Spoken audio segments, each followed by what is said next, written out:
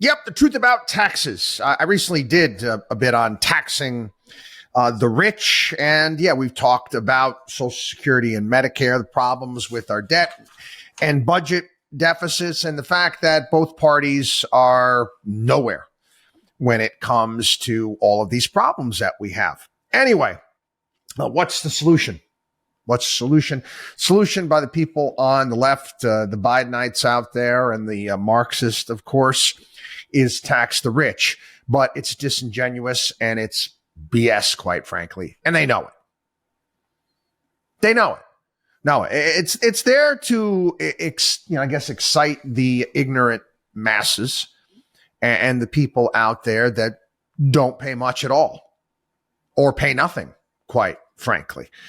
Let's take a look, shall we? There was Brian Reidel from the Manhattan Institute did a study on taxes right now, and I did it as well.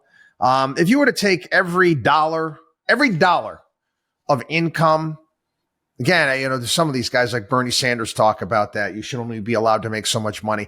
So if you were to take every dollar of income earned over $500,000 in the United States, it wouldn't balance the budget.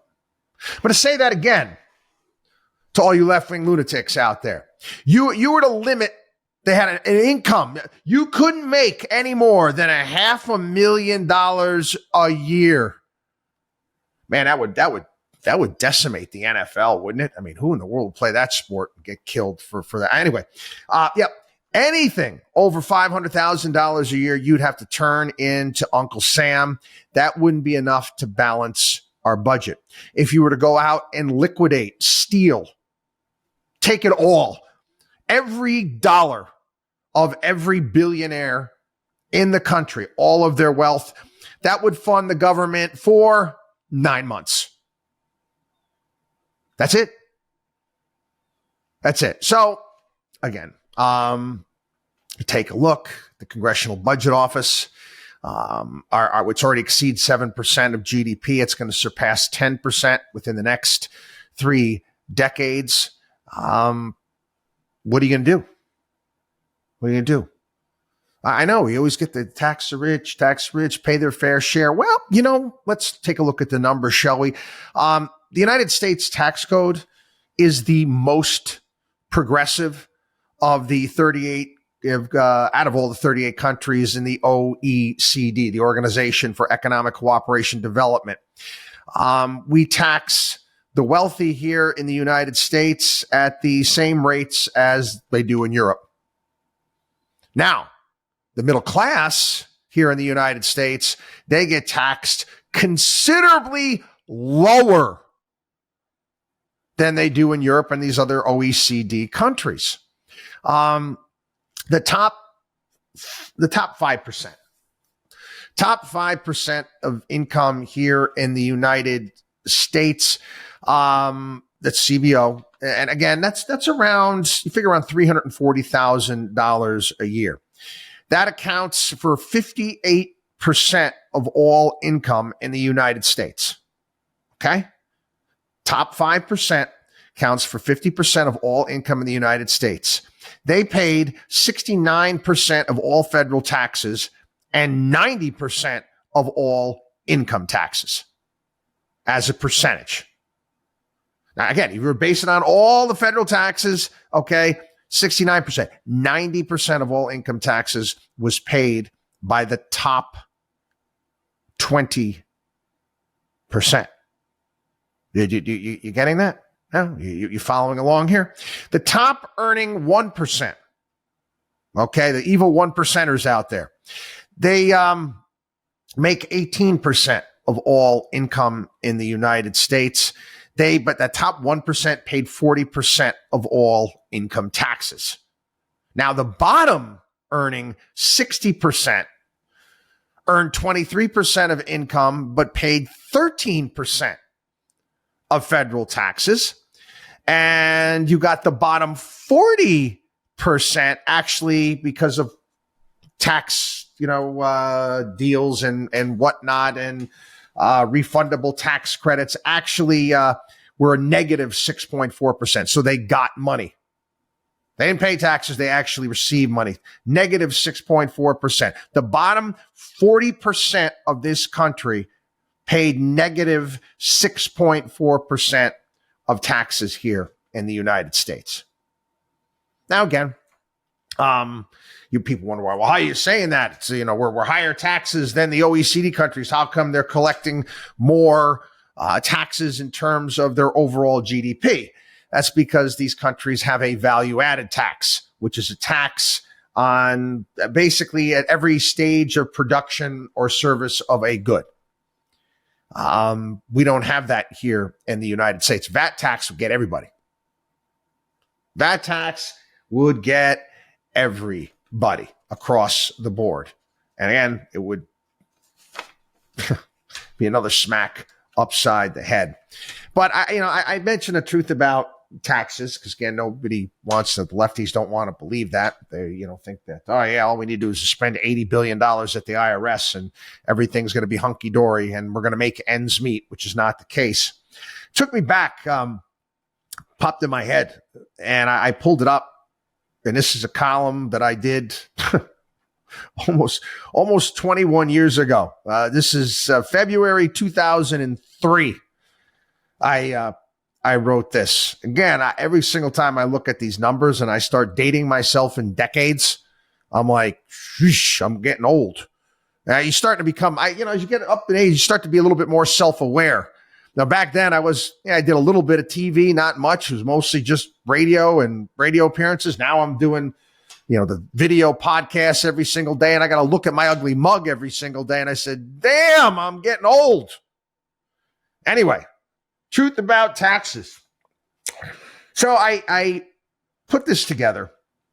This again, think about the tax code from 2003, and I tried to make tax cuts and taxes in terms that everybody could understand. And how I did it was this. I said, let's pretend we're going to go to the neighborhood of WatchDog on Wall Street, make believe. Okay. 10 people go out to dinner every night. Now, again, there's a lot of make believe here. Okay. I'm just rounding numbers around. 10 guys go out to dinner every single night. Now, the bill for the 10, they got an arrangement. They got an arrangement with the restaurant owner. It's kind of like a prefix. Comes in at $100. Comes in at $100. And what we did was we said, hey, you know what? We're gonna break up this bill that the 10 men pay every single day with the way that taxes are calculated. And again, this is going back to 2003's tax code. So again, not far off from where we're at today. Actually, it's almost the same. First four men out of the 10, the poorest out of the 10, they're paying nothing. The fifth would pay $1. The sixth would pay $3. The seventh would pay $7. The eighth man would pay $12. The ninth man would pay $18. Now, the 10th man, the richest man of them all, he has to chip in $59 of that bill every single night. And that's what they decided to do. They go to the restaurant. They eat there every day, and they deal with the arrangement, and it is what it is. Until one day, the owner of the restaurant throws the 10 men a curveball. So, wait a second. He says, you guys are such great customers. You're coming in here every single night. I tell you what I'm going to do. I said, I'm going to reduce your bill by $20. $20. So now their bill for the 10 men is now $80. Now they still wanted to pay the bill, the same way that, that they were before, the same percentage of the way they're paying taxes. So again, the first four men, they weren't paying anything. They're unaffected. They're still eating for free. But what about the other six? How do you divvy up that $20, lefties to windfall taxes? How do you divvy up that $20 windfall so everybody could get their fair share? So the six men realized that, it's math, 20 divided by 6, $3.33. You subtract that from everybody's share. That's not going to work. The fifth and sixth men would end up being paid to eat their meal. So the restaurant owner suggested he would reduce each man's bill roughly by the same amount. And he proceeded to work out the amounts each should pay. So now the fifth man, who was paying $1, is paying nothing. The sixth man who was paying $3 is now paying $2. The seventh man was paying $7 is now paying $5. The eighth man who was paying $12 is now paying $9. The ninth man who was paying $18 is now paying $12, leaving the 10th man who was paying $59. He's now paying $52. Every person at the table was better off than they were before, except the first four are the same. They weren't paying anyway. But what happened outside the restaurant to that bill? Again, get human nature. The men started comparing their savings. I only got $1 out of the 20, said the sixth man. Pointed to the rich guy. Yeah, he got $7. That's right. That's right, said the fifth man. I only saved $1 too. It's unfair. He got 7 times more than me. Yeah, said the seventh man. Why should he get $7 back when I only got $2? The wealthy, they get all the breaks. Wait a minute, said the first 4 men, who never paid a dime, in unison. We didn't get anything at all. The system exploits the poor. And the 9 men surrounded the 10th man and they beat him up. Next night, he didn't show up for dinner, and the 9 sat down and ate without him. But when it came time, obviously, to pay the bill, they discovered something important. They were $52 short. That, my friends, is the truth about taxes. I know some of you out there with horse blinders on, difficult pill for you to swallow, but it is what it is. WatchDog on WallStreet.com.